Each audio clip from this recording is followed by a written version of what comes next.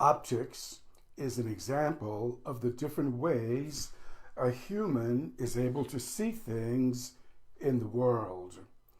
The same goes for the color of a person's skin. And even though optics present that there are differences in color, these do not state that they should necessarily be treated as different. Attributed to Dr. Edward Alexander Bouchet from his dissertation, Measuring Refractive Indices. I'm Stephen Middleton, coming to you from the Possibility Action Network. Our core values include I am, I can, and I will. I am Possibility Man. Today, I want to share on the theme Dr. Edward Alexander Bouchet. This is a part of our February focus, We See Possibility. Now, a reminder, if you have not gone over to YouTube and subscribed to my YouTube channel, I invite you to do so today. Subscribe, share, and follow. And also tell your friends. Let's see what we can create together on the World Wide Web today. Now back to our share, Dr. Edward Alexander Bouchet. I have been a fan of Dr. Bouchet for a long time, and I hope that you are as fascinated with him as I am. But first, let me tell you about his family. His father was William Francis Bouchet. He was born around 1817 in Charleston, South Carolina. And, because he was a Black American, he was enslaved in that state to a wealthy planter. And, around the 1830s, one of the planter's sons had gotten of the age where he could enroll in college. This young man chose Yale College, later Yale University, in New Haven, Connecticut. As wealthy planters did at the time, they would send an enslaved person with their children to universities up north so that their children would have someone to wait on them, to assist them as not only they traveled, but also as they did their business in college. So William Francis then joined the young slave owner and made his way to New Haven in the 1830s. There's one thing that you need to know about Connecticut by the 1830s. Slavery was a dying institution, not only in Connecticut, but much of New England and the rest of the North. So this slaveholder then, who took Bouchet with him, recognized that it was unlikely that Bouchet would return to South Carolina as a slave. In fact, he didn't return to South Carolina. He decided to make his home in Connecticut as well. So William's association with this person was more like an employee, was more like a valet than an enslaved person. Once the young man graduated from Yale, he gave William, a piece of money, as you would say, and then William went out on his own to make his way in the world. Since he had been at Yale for a few years, he landed a job in the maintenance department at Yale University. And he began to work and, of course, began to earn money and beginning to enjoy his life for a time. He joined the Temple Street Church and then rose into a leadership position. He became a deacon in that church. And then he caught the eye of, or Susan Cooley caught his eye. Susan Cooley who was born in Westport, Connecticut, also worked at Yale, and she caught the eye of this young man, and they eventually were married. Susan worked in the laundry department. She did the laundry for these students, but at the same time, this gave her a piece of money, and she and Edward were able to build a nice life together. And then they began to raise children. 3 of them came, first in the 1840s, and then in 1852, their 4th and final child came into the world. His name, they named him Edward Alexander, and of course, their surname is Bouchet. You know, Susan and William, as they saw their children, they began to see possibility for them. You know, William had been born in slavery. Susan had never been enslaved. They began to see possibility for their children. They began to see other students at Yale University going to college. They were able to witness other young children going to grade school, going through what would be middle school, and then graduating high school. They could see possibility. And then they could see that their youngest son, William, was special. Have you ever met someone like that? You just know that there's something unique about this person. You just know that this person was blessed with certain skills, with certain talents. You know, this person came into the world just different from a lot of other kids in their peer group. They saw something in Edward. And therefore, as Edward enrolled in the Anchor Street Colored School, of course there were segregated schools at the time, his teacher began to see something in this young man as well. Now, this was a one-room school. This was not a school with other buildings around and other classrooms. This was teacher and student, and his teacher had 30 students in the classroom. But as she saw little Edward, she could see his possibility.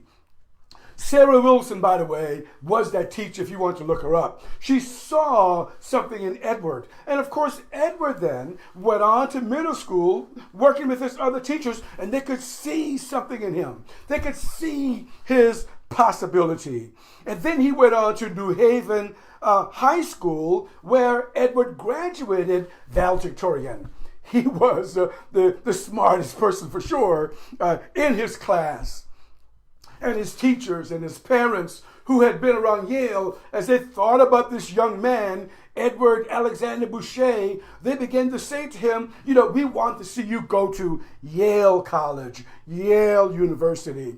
So Edward then, in 1874, matriculated at Yale University. But I want you to pause here with me for a moment. His father didn't start out in New Haven, Connecticut. His father didn't start out at Yale College or Yale University. His father came into this life in South Carolina. His father came into this life as a slave. And his father lived long enough to see his baby boy matriculate at Yale College, having the grades, having the skills, having the background to matriculate. He saw his possibility. I hope that you can catch this with me. He saw something, and he saw it in his son. And then young Edward began to register for courses at Yale. His courses include German. His courses include French. Parlez-vous français, he would say. J'étudie mon français depuis septembre maintenant de pratiquer mon français. He became skilled in the language of French. He studied Greek, he studied Latin, he studied astronomy, he studied chemistry, he studied physics, he studied mathematics, and then he discovered that his love was actually physics. You know, mathematics was good, the other sciences were good, the languages, he enjoyed them, but physics caught his attention. Edward loved it so much, he gave himself over to it. He studied it, oftentimes by himself. And then Edward graduated from Yale University summa cum laude, one of only 6 students to graduate with high honors from Yale College. You know, someone saw his possibility. And then Edward decided, and no doubt in conferring with his teachers and conferring with his parents, that he had not had enough.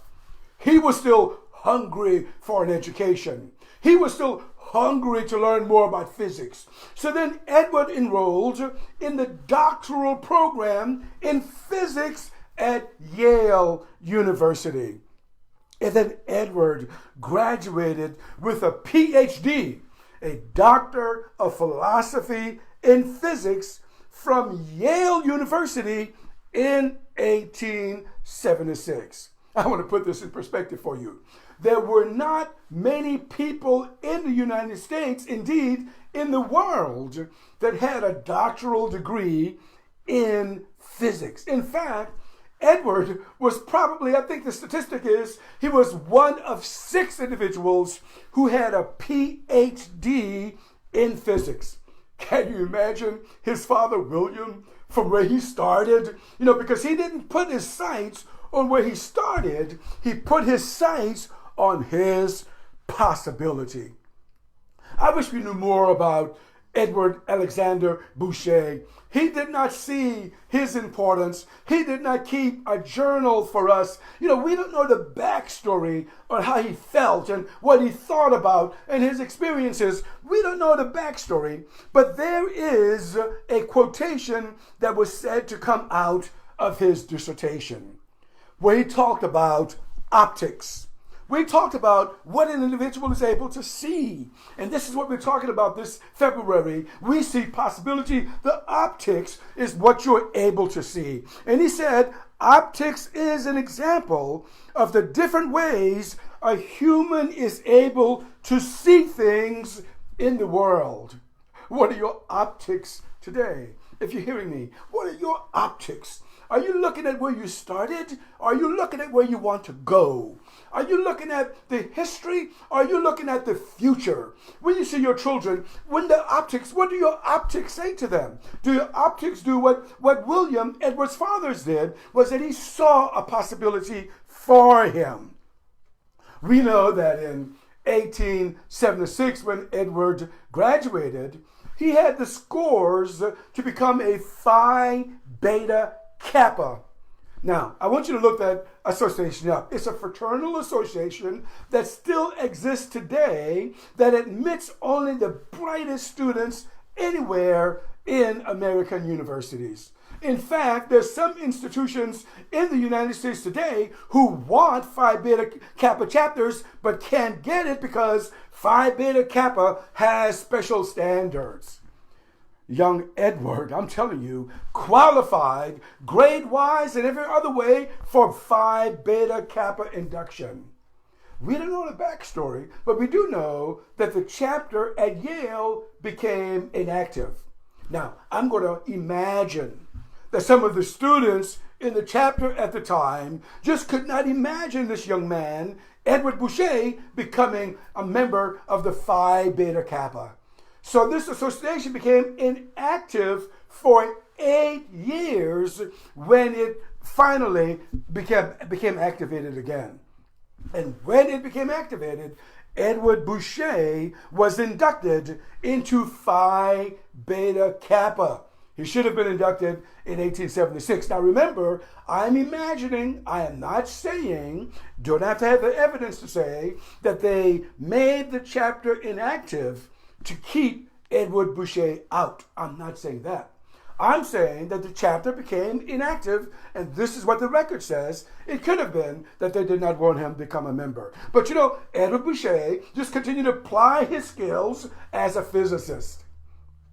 And then he graduated in 1876. Now, if I could talk with him, I want to know, Dr. Bouchet, why didn't you apply for a job at Wilberforce University in Ohio? Wilberforce was actually the first institution of higher learning founded by the African Methodist Episcopal Church. It was a historically black university. Why didn't you apply to Wilberforce University? We don't know. I don't know. He did not leave a record to tell us why.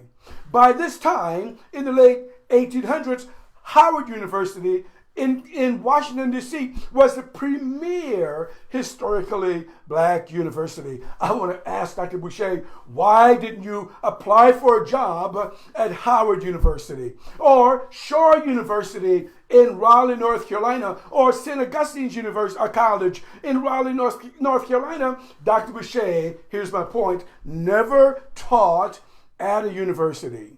But we know that he did become a teacher. Now, it could be that he wanted to work with young minds. Maybe he thought back to his grade school experience. Maybe he thought back to his high school experience. Maybe he thought about his teacher, Sarah Wilson, who inspired him to pursue physics.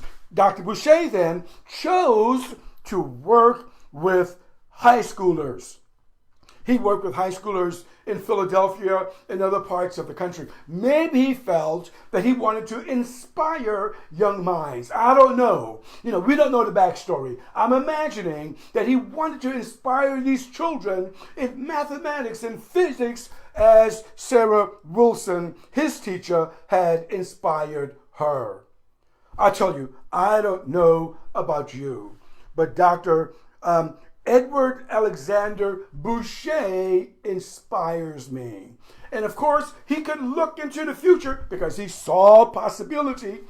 Others, African American, Black Americans, began to pursue physics and earn degrees in physics. I'm telling you, before 1950, perhaps there were more black scholars with PhDs in physics before 1950 than between 1950 and 1990 or 2000. It's just amazing.